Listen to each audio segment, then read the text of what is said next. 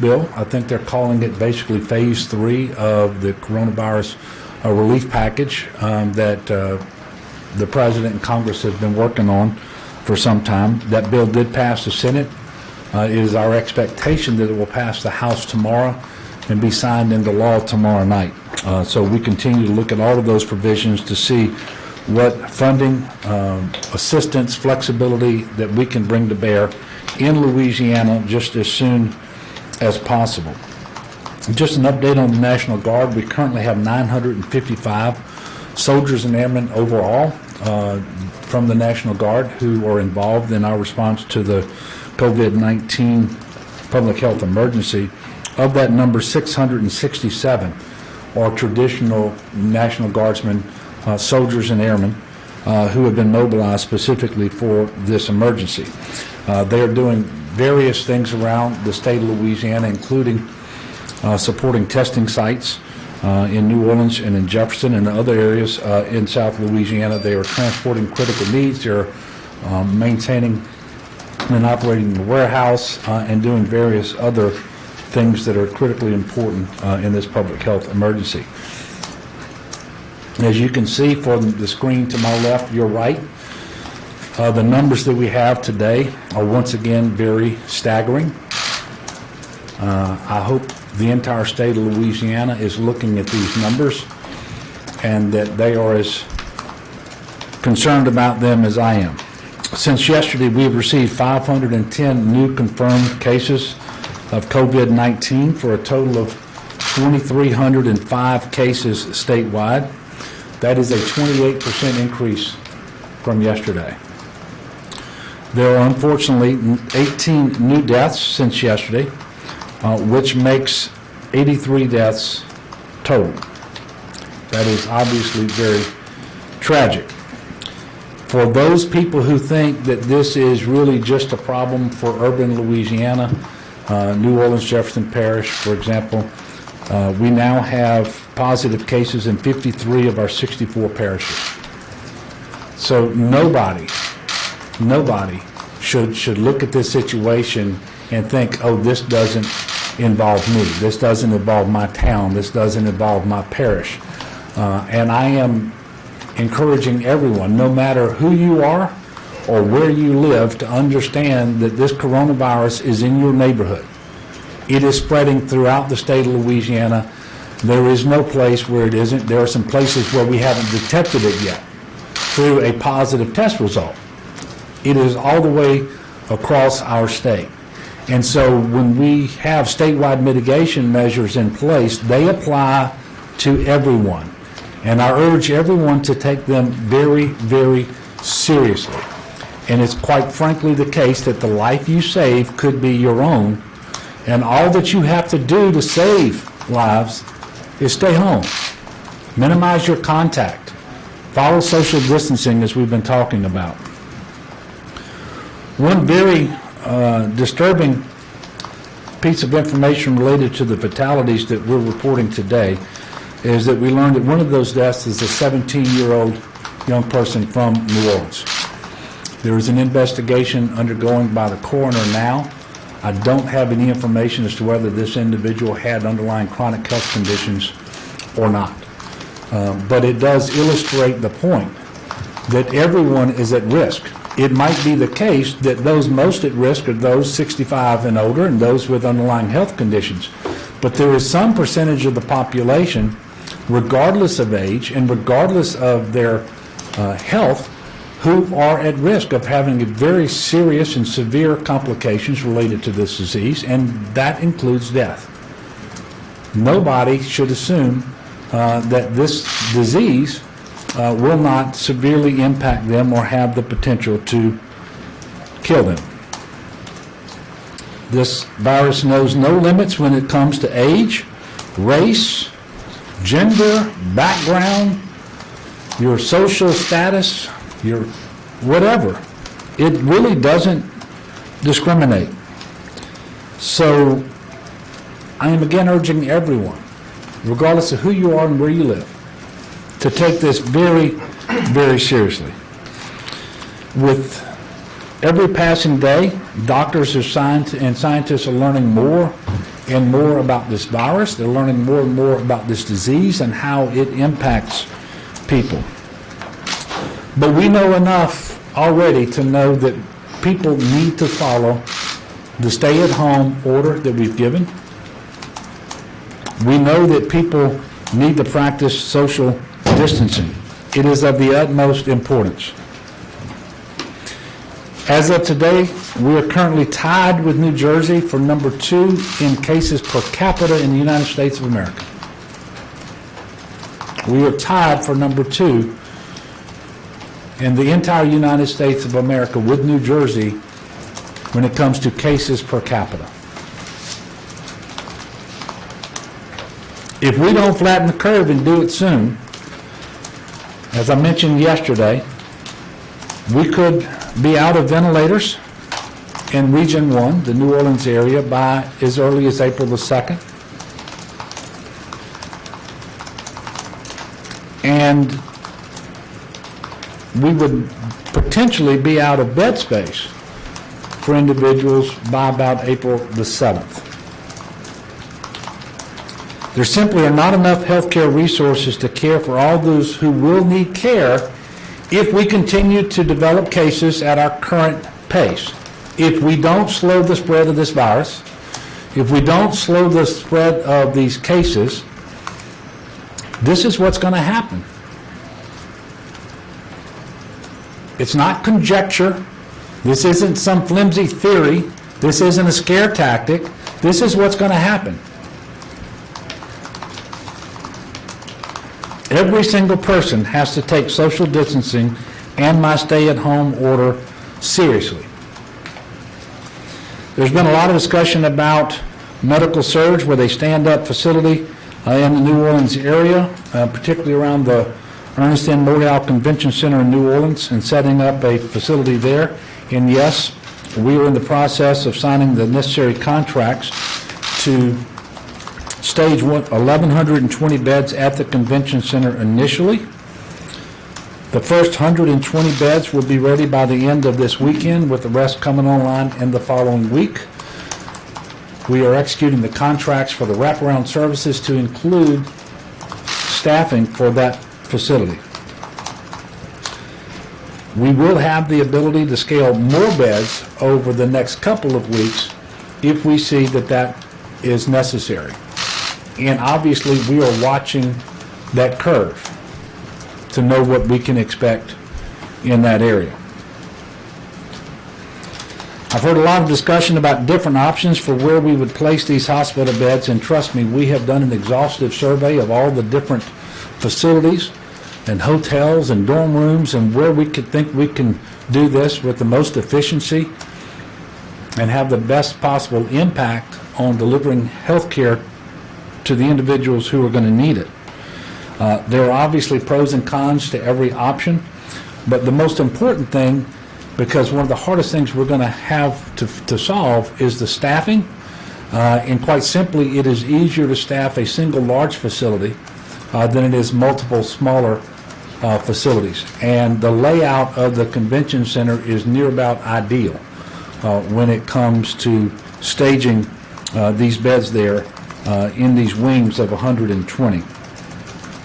Obviously, it's not an easy call to make, but the projections show that we're going to need potentially 1,000 or more hospital beds in the New Orleans region by about the 8th, 9th, 10th of April. And that depends on what the data points are over the next few days as they come in. But that's the trajectory we're on. And what concerns me is these are the same dates we've been talking about for the last 3 or 4 days. And the simple reason for that is we have yet to start flattening the curve. I want everyone to know that in addition to this capacity, we are surging capacity within our existing footprint of hospitals, not just in the New Orleans region, but around the state.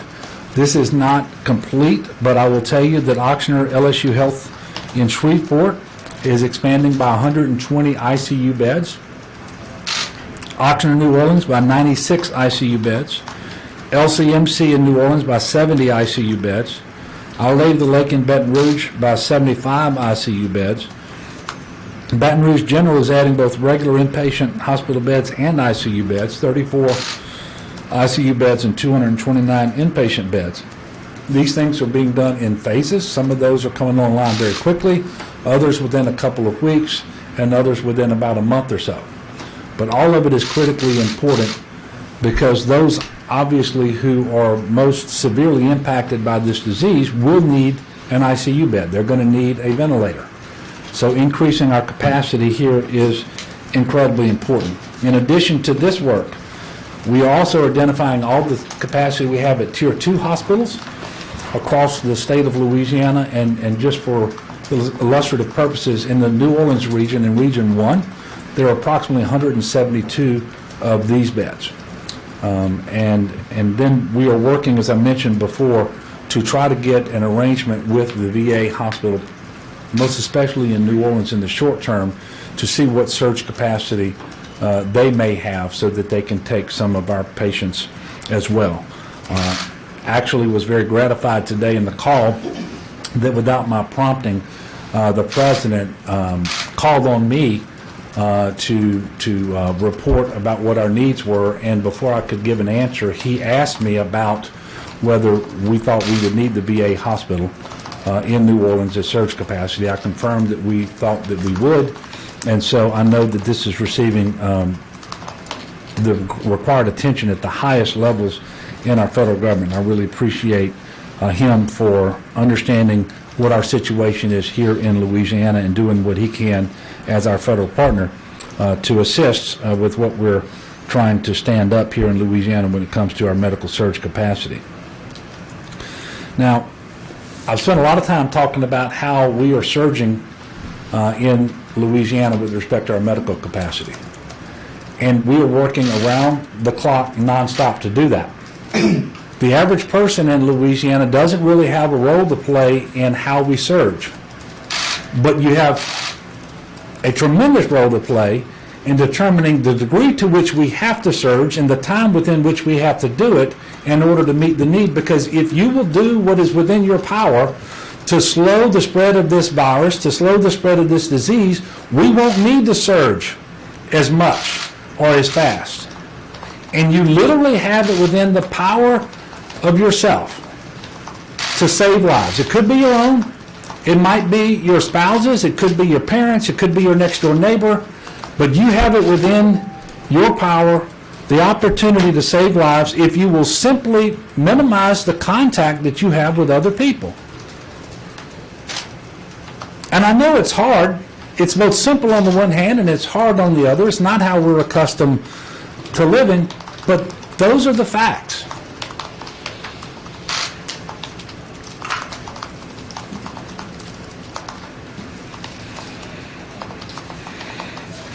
I also want to point out that we are seeing a troubling sign in northwest Louisiana. We typically look at our state and we look down in the New Orleans and Jefferson Parish area. New Orleans, I think, is at almost 1,000 cases, 997 cases. Right next door in Jefferson Parish, 458. And we say, well, that's the hot spot. Just a few days ago, there were only a handful of cases in Shreveport, Caddo Parish, and Bossier. And you can look up here now, we have 115 cases and 32. Well, think back, it wasn't that long ago, those were the kind of numbers we were seeing out of New Orleans and Jefferson Parish. So again, this illustrates the point. This is a statewide problem. And nobody should be thinking that they're not at risk and that this doesn't involve them. So, to my fellow Louisianans, if you find this briefing startling and unsettling, if you think that it is a situation that I'm describing that you want to avoid, understand we can avoid it. It is entirely within our power to avoid it. But we've got to have more compliance. And by the way, I want to thank all of the individuals, the leaders, the political leaders, the business leaders, the faith leaders who are doing so much to promote compliance, and those individuals out there who are compliant. But we're not doing as well as we should. Not when we know what is coming down the road in the not-too-distant future if we don't do better. So I am urging everyone to do what you can. And be selfless. Be a good neighbor. Think about that healthcare worker who's already performing heroically, but why would you want to increase their workload, increase the people with whom they're going to have to be exposed? Why would you want to take the chance on bringing it home? So while we left essential businesses open so that people can go to the grocery store and to the pharmacy and to the bank and to the gas station, you don't have to go every day. You don't have to do those things every day.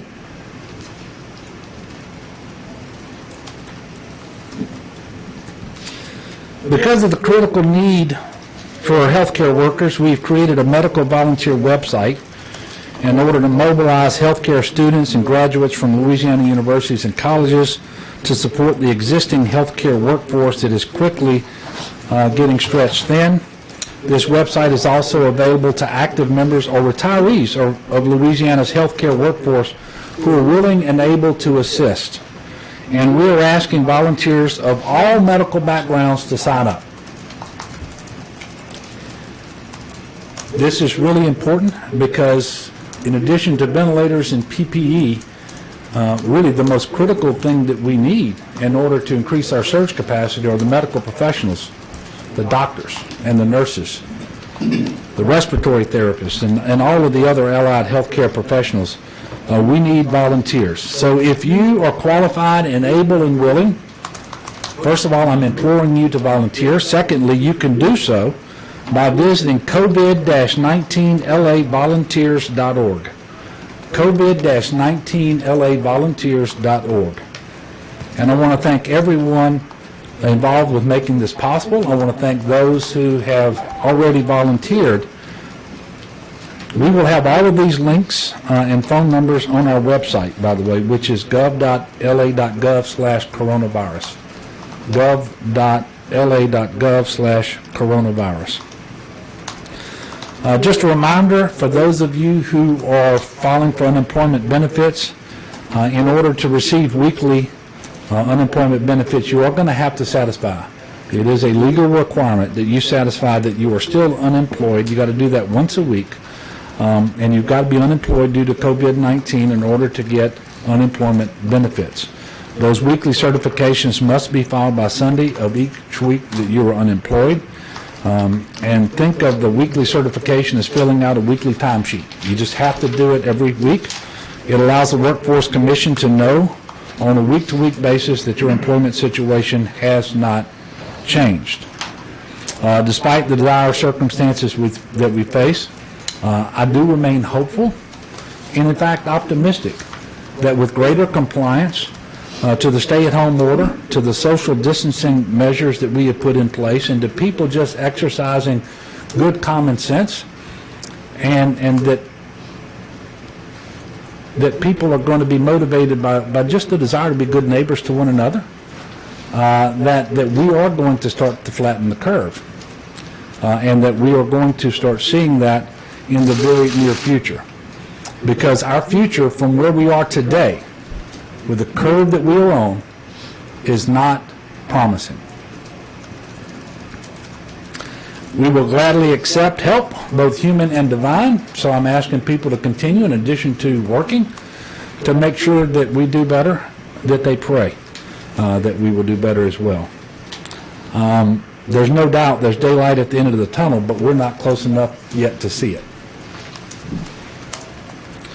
Now more than ever, we need people to stay home, slow the spread, and save lives. I am going to take questions. I will remind you that as we have every single day, and I want to thank him and all of the people at the Office of Public Health, really all the people statewide who are working so hard on this, both at the state level and at the local level. But we have Dr. Alex Bu here to answer questions as they may relate specifically to testing. And I want to thank him personally. And I want to thank those healthcare workers who continue to perform heroically all across the state of Louisiana. And I know that they are getting tired, but the fact of the matter is we have a long way to go. And so we're going to continue to encourage them and support them as best we can. Greg Hilburn. Governor, you seem concerned about the lack of compliance or compliance not being where you want it to be. Yet there are large gatherings sometimes at churches, and law enforcement are naturally reluctant to break these up. When are you going? When will that happen? Well, look, I said this before, and it remains the case. We have 4.7 million people. We have 4,500 churches. We have tens of thousands of businesses. The people of Louisiana need to listen carefully. We are not going to enforce our way through this. People need to comply. And if you have a pastor who is going to continue to have gatherings and services at church, then I'm calling upon the parishioners, the congregants, not to go. You know, everybody has a decision to make here. And I'm calling upon leaders to be leaders. Yes, ma'am. Governor, the tone seems a little harsher today. Yeah. Is there something in particular about compliance that has become a worry in addition to what you... It's just the numbers. Every day that we stay on our current trajectory is a day that we know leads us toward an outcome that we all want to avoid. And I'm trying to stress to the people of Louisiana, it is an outcome that we can avoid if we will practice social distancing and observe the mitigation measures that are in place. We will spread the curve. We know that it works. But it only works to the extent that we actually engage in the process and honor those mitigation measures and comply. And so I'm just trying to do what I can to impress upon the people of Louisiana the importance of doing this and the importance of doing it now. Because I suspect there are people out there who are, it's kind of human nature. You see things happen and you say, well, that's somebody else's problem. I need all the other people to comply, but I don't necessarily have to do it myself. Well, that's just wrong. This is for every single person in Louisiana. Yes, sir. Andre. Governor, that might be repetitious, but what's known as the Italian lesson, what they didn't learn is now being going the Louisiana lesson, because we're not doing what we're supposed to be doing. And so my question is, maybe not churches, but where people congregate at the LSU Lakes, many reports of way too many people not being distant. Auburn Park, New Orleans, would you have people go into those areas and try to patrol them somehow? Well, Anything to that nature? we have law enforcement that are, when they see obvious violations, they are stopping, reminding people, they're dispersing crowds. And in those situations, people are doing what they're being asked to do at that moment by law enforcement agencies, law enforcement agents. And that's happening for the most part. My message is to all of the people of Louisiana, no matter where they happen to be, and that is, that they need to take this seriously. We can do a better job. There's a lot of compliance out there, too. There really is. There's a lot of compliance out there, but we can do better. And we need to do better, and we need to do better now because, quite frankly, it takes 6 or 7 days, I think it's what Dr. Burks said today, from an exposure to the virus to when we're going to see symptoms and a positive test. And so, we should, because of when we instituted these mitigation measures, we should start seeing that curve flatten if we're doing a good enough job. And we haven't started to see it yet. But Andre, my point is to the people of Louisiana, don't just sit out there and say, oh yeah, there's this virus circulating. It's going to be somebody else's challenge. Oh, they're going to surge the medical capacity, so we don't have anything to worry about. We cannot surge the capacity to meet the need if we don't bend the curve. We cannot. Now, I don't accept that we are Italy because we haven't gotten to that point yet, and if we will start to bend the curve now, we won't. But I have said it from the very beginning. There is no reason why the things that you see coming out of Italy wouldn't happen here in Louisiana if people don't engage seriously in these mitigation measures. So my messaging on that has remained entirely consistent. The good news is we still have time to do it, to make a tremendously positive difference in the outcome, but we just need to make sure that people are taking this seriously and do it now. Yes, sir. Governor, can you talk more about the field hospitals versus the convention center? What types of patients are going to be going to those facilities? And also, it seems like maybe the case is that we're getting more resources, but the numbers continue to put us on the same chart. Is that more or less where we're at right now? Okay, so it was just at noon today when we got word that the 250 bed field medical stations are en route to Louisiana, and the 60 personnel, the doctors and nurses. And so we are planning right now as to how to best integrate those assets into our surge plan. I cannot tell you right now exactly where they will go, but as we develop that, we will let you know. I can only tell you that both of those will be very important, the beds and especially the people. And your second question was what, Sam? It seems like we're starting to get resources. We found beds at the convention center, obviously, but you still have the same projection for us running out of beds. And Yeah. So is it the case that we're getting more resources, but also the numbers just keep putting us on the same? Well, the day after day, we stay on the same trajectory, and we know when we run out of beds, and based on our ability to surge within our existing footprint, as we are doing with the hospitals, as we surge to Tier 2, as we surge outside of the region that's principally affected and use the available beds in other regions. We know that we still are on a path to exceed what those capacities are, and that's why we have to have additional surge. It looks like the VA hospital. It looks like the Montreal Convention Center. And it looks like this 60 person strike team that the U.S. Public Health Service is sending down here. But all of that together isn't enough if we don't get off of this curve. Now, we can move more of these wings, 120 bed, I should say, wings into the convention center. And we will if we have to. But staffing those beds becomes very, very problematic. Yes, sir. Governor, this afternoon, Governor Abbott over in Texas issued an executive order ordering any travelers that go into Texas from New Orleans self-quarantine for 14 days, kind of following what Dr. Burke said yesterday about New York. Just your, I guess, response to... Well, look, I can't say that is inappropriate. We saw that coming out of New York City, and it has to do with the amount of spread in the New York City area. The per capita case count in New York is actually higher than it is in Louisiana, but we're close enough second, along with New Jersey. And by the way, as you know, New York and New Jersey, that's just kind of one large metropolitan area, where I cannot say that's inappropriate. I would hope that what Governor Abbott is doing in Texas will reinforce my message here in Louisiana about the need to stay at home, because that principally is what quarantining is. And I'm asking people to stay at home as well. And so hopefully his messaging goes along with mine and just reinforces the importance of this and the importance of doing it now, by the way. Yes, ma'am. On the discussion of the strike team and the epidemiological teams, can you talk a little bit more about what those teams are supposed to do, what they're supposed to focus on? And when you talk about setting up field hospitals and all the surge capacity, does Louisiana have enough medical health professionals to actually staff all this space that is being built out?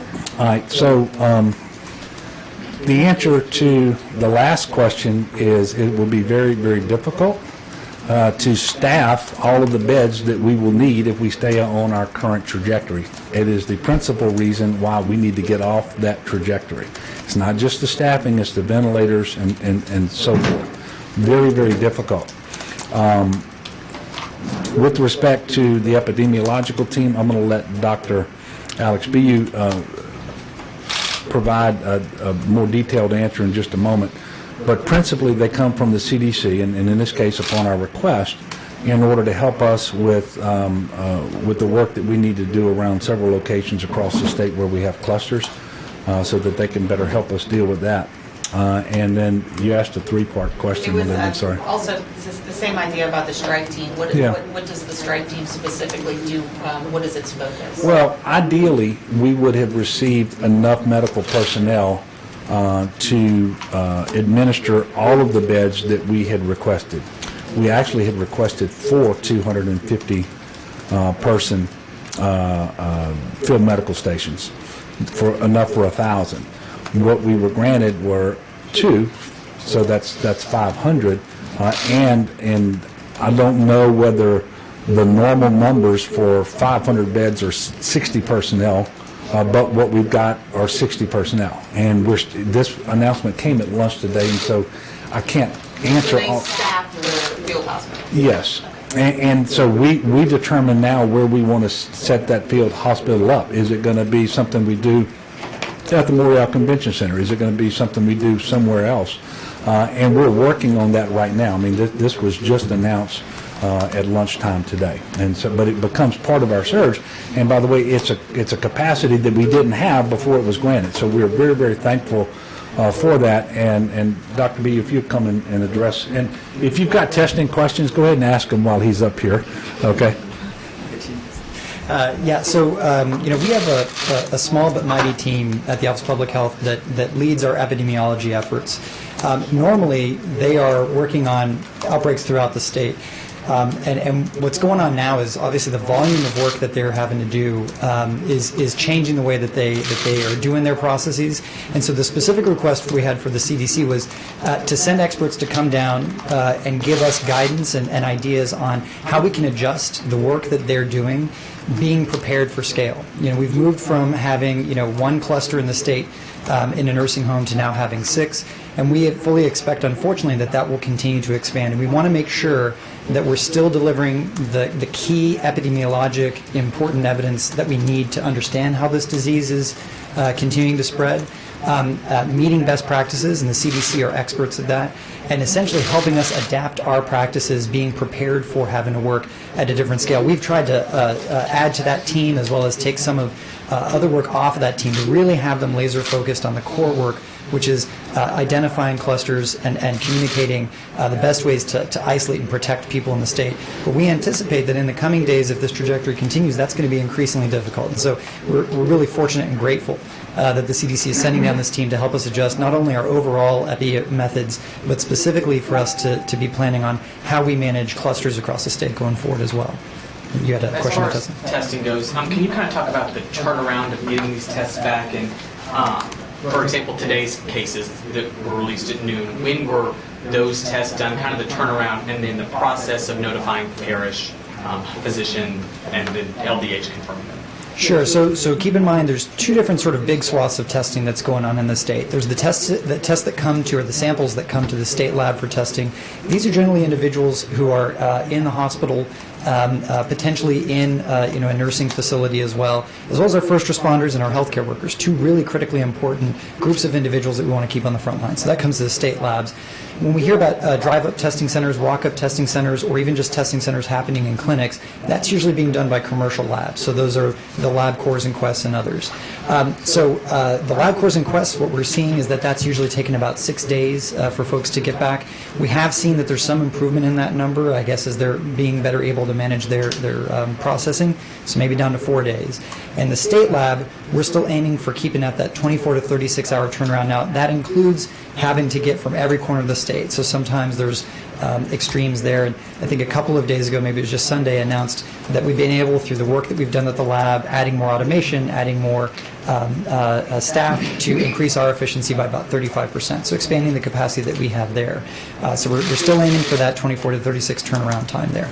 And then as far as the process of notifying? So the notifications to the providers are done from the lab, both whether it's LabCorps, Quest, or the state lab, and that's standard for any of these values. I can't speak to how LabCorps and Quest are explicitly doing it, but I can tell you we contact those providers about positive tests. Negative tests go out as standard through our processes. And then the EPI team that I was talking about earlier, that group in the Office of Public Health, they then afterwards are reaching out to individuals to get more context, because often what we have is a name, maybe a date of birth, and that kind of information on a test.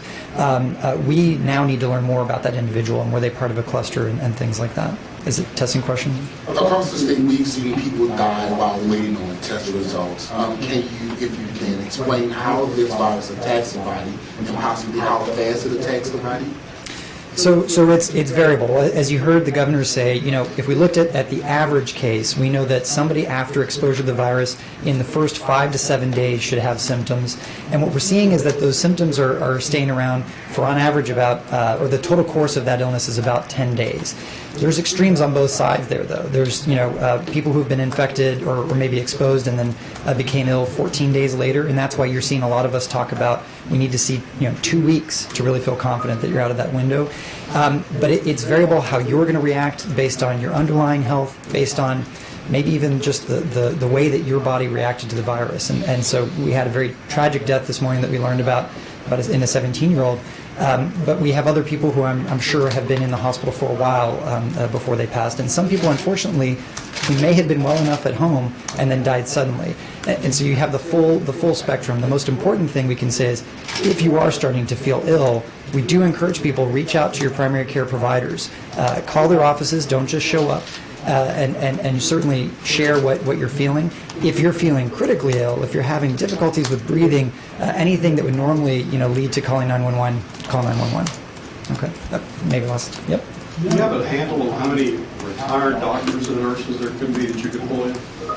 So I don't currently have that information. I would, though, encourage, if you are out there listening to this and think, how can I be a part of this fight, to go to the website to join us. For Dr. B or for me? For you. Okay. Any chance any nurses or doctors that are close to graduating would be able to graduate early to help out with this? Well, I know that, for example, at the LSU Health Science Center in Shreveport, they've been able to accelerate the time with which they would normally credential and license new residents. For example, a couple of Fridays ago, we had match day where every senior medical student on track to graduate, their residency was identified for them. And typically, they come online around the 1st of July. I know in Shreveport, and I don't have the date on the top of my head, I apologize, but I know they were able to accelerate. I'm looking to New Orleans to try to do the same. And it's not just doctors, but it's also nurses, it's respiratory therapists. It's all of the allied healthcare professionals across the spectrum that we're trying to do this for. And of course, you have certain standards that are going to have to be met, and some things can be accelerated and some things cannot. But this is an important part, because as I mentioned a while ago, staffing is the most difficult part of this. And we can work on staffing while we also work on ventilators and work on PPE. But I could commandeer a hotel if I wanted to and say every bed in it becomes a hospital bed, but I don't know who I would put there to actually render the necessary medical services. And so this is all part of the work that we're doing here as we surge our capacity. Yes, sir. Do you talk about the first week in April of New Orleans potentially overwhelming their healthcare capacity? Do you have an idea or projection of any other areas in the state of Baton Rouge? Yeah, so that may be the impression that I gave, and largely what you just said is correct. It's not New Orleans, it's Region 1. And so you look down here and you've got New Orleans and Orleans Parish, you've got Jefferson Parish, you've got a large number of cases now in St. Bernard and so forth. So it's all of that area together. And that is the region of our state that is at risk at the earliest time of exceeding our capacity. Again, it's around April the 2nd or 3rd with respect to ventilators, based on the modeling, with those that we have on hand. Obviously, we have ordered some. We're trying to procure them desperately. We're making contact with vendors. We're asking for them from the Strategic National Stockpile and so forth. And then, obviously, we're trying to bring additional beds online before April the 8th as well. Did that answer your question? I guess I was just wondering, is there an idea for other areas of the state where it's growing? Yeah. Well, Well, we're limited in how far out we can model at any given time. I can only tell you the other regions of the state, the modeling doesn't show problems by April the 8th, but we're going to continue to model out. We know that they're going to be, at some point, more bed capacity needed in central Louisiana around Baton Rouge, in the Baton Rouge area and in northwest Louisiana, and additional ventilator capacity as well. But those are out past April the 8th right now. But we are planning for those areas too. And obviously we're working very, very hard to make sure that those things that have been in short supply and slow to arrive actually start coming in greater numbers and more frequently, like PPE, like ventilators, and so forth. Yes, sir. Governor, can you give us an update on, you talked yesterday about you had an idea that you might get 100 more ventilators this week. Yeah. And can you give us an update on that? And also, how many we requested from the federal stockpile, and have we received any yet? 5,000 from the federal stockpile, we've received none. Today it was actually yesterday, I think it was after the press conference, we actually received 90 more. So remember I said we were looking at 3 groups of 100 that had already come in and been distributed. We're looking at another group of 100 this week. Well, 90 of those came in, and that number may actually be 92. These are from vendors? Yes, not from the national stockpile. And then we still expect to receive another 100 that we've identified from a particular vendor early next week. Those numbers are not the kind of numbers that we need. We need several thousand ventilators, and obviously we need them in Region 1 first. Part of the conversation that I had with Administrator Gaynor last night of FEMA, and the most important part was around ventilators and our request. Obviously, they don't have enough in the strategic national stockpile to meet everyone's needs and grant everyone's request. I just asked him that as they slice the pie, make sure they slice the piece for Louisiana. And I haven't heard back on that particular request yet. But we are leaving no stone unturned. I personally went out looking for ventilators earlier today, and in conversations with some other individuals, we think we have a lead on them. But they're in short supply, and so we're having to be aggressive and work as fast as we can to get our hands on as many as possible, because every other state is in the same situation. Well, they're not in the same situation, but they're not far behind us. There's only a couple of other states out there right now that have the pressing problem that we have. Yes, sir. To follow up on the procurement, over the weekend when the major disaster declarations were first announced for the 3 states of California, Washington, New York, there was talk that those states would be prioritized when it came to getting these crucial supplies like PPE and ventilators. Now that Louisiana has the same designation, have the feds specifically said that we would be prioritized? Well, look, I don't think it was just happenstance that the president called on me today to ask me what was happening in Louisiana, what our most pressing need was, and it wasn't just a coincidence that he gave live as they put the paper in his hand that the EPI team, the 2 field medical stations, that the 60-person strike team were coming to Louisiana. So I believe that the major federal disaster declaration did elevate in the consciousness of people the situation we have in Louisiana. It also has made funding available a little quicker, so that the 75% of the cost is being borne by the federal government, by FEMA. They're approving that money faster as a result of that declaration. So that's also very helpful. I would point out that yesterday I was able to announce that we were the 4th state with a major federal disaster declaration. There are a number of other states now that have come in behind us, and I suspect that number is going to continue to increase as we go forward. But there is no doubt but that the declaration that was granted by the president has been and will continue to be helpful to us here in Louisiana. Last question right here. Governor, obviously we talked about the tone today, and the non-compliance you're somewhat seeing across the state? I know you said we're not going to enforce our way through this, but could more restrictions, harsher restrictions be on the horizon? Well, one of the things that, and I don't know what this is going to look like yet, but one of the things the president mentioned today, and I saw it up on the CNN screen just a moment ago, is we're looking either today or tomorrow, very soon, to receive additional CDC guidance with respect to social distancing and mitigation measures that should be in place in different places depending on what the facts are on the ground in that area. And I don't know whether that guidance is going to include things that are more restrictive than what we've already been doing. I know until we start to bend the curve, we're not going to do anything that's less restrictive. But I'm looking forward to receiving that guidance. We continue to have conversations with our counterparts at the CDC. I will be reaching out to some folks in the federal government to make sure that they're watching what's happening here in Louisiana and to receive whatever advice they can give me. As of now, I don't have any news to make with respect to this.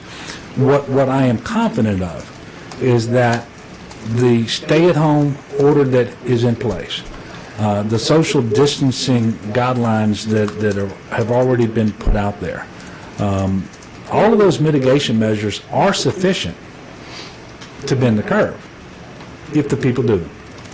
I am 100% confident of that. And if there's been a little difference in my tone today, it's because we're just one day further and we haven't yet seen that curve start to flatten. And so I want the people of Louisiana to know that they may feel helpless because this is an invisible enemy. This is a virus, and it's not something we contend with. They may feel helpless because I'm explaining all the difficulties we have around surging our medical capacity in order to meet what may be the need. But they are not helpless when it comes to slowing the spread. And in fact, they are the answer. They have it entirely within their control collectively. They have it entirely within their control as to whether we need the surge and by what date we need the surge. And so I'm again imploring people to do better.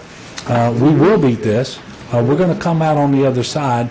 I would rather it be sooner than later, and I would rather it be with less people infected and less people dying than would otherwise be the case. And we can do that, Louisiana, and I'm confident that you will. I'm just confident that you will. And again, I ask you to continue to pray for our state and for this country, for those people who died, those family members of those people, and then those who have the disease now, that they will be restored to full health. And pray for one another, that we will find the courage, the will to do what we know we need to do. There are a lot of things mysterious about this virus, but there is no mystery around what we should be doing right now and what we should not be doing. So let's get with it. Thank you.